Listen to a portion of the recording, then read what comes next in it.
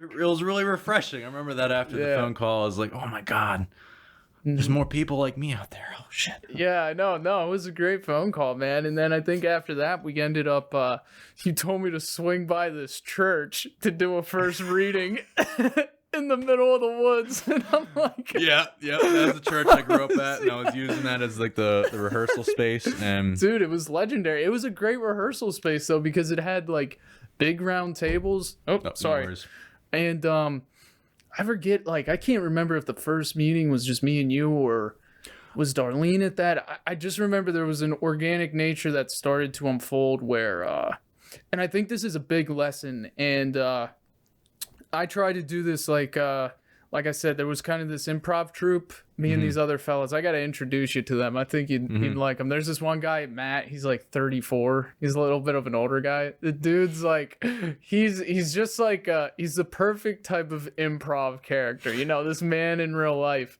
But one thing I keep, that I notice on my own personal journey, right, is, you know, I ended up reading this, and I'm going to bring this back to what we were talking about, like the rehearsals when we first met on Feeding the Fire. This friend of mine, he gave me this book called The Purpose-Driven Life. I don't know if you've heard of it. I think you might have mentioned this. Yeah. It's kind of more of, you know, it has a more Christian background. Now, I'm not specifically like the most religious practice I've done. I've like been baptized, so this was an interesting read, different than what I'm normal. But the book talks about, and it's interesting if you stop and think for one moment, at any given moment on the planet, right, there's only X amount of people.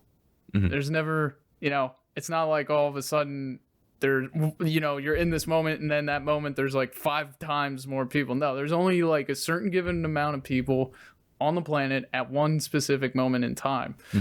And that always was interesting to me, because now when I read this book, it talks about how we all have a specific purpose, right?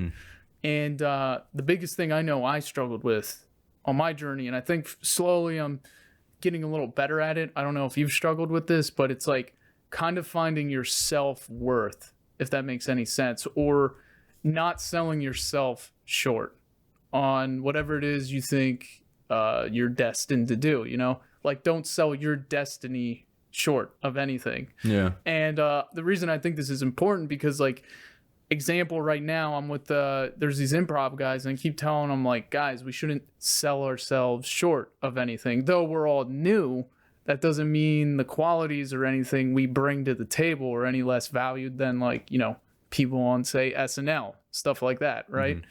And I remember when we were at the rehearsal, you know, we were all sitting there and we're like, Tom, you can't, like, don't just like, you know, don't just throw this on YouTube, like give it into some, you know, good festivals. Oh yeah, and, there was something about like the script, like we even had, we were sitting down, like talking about the script, like what was great about it, what was good about it. And then I remember we made there were like a few changes we made that even made the script stronger than what it was. And everybody at that table came together, not selling either one of us short of what we could bring to the project, you know. And ultimately I think we ended up having a great end product, you know.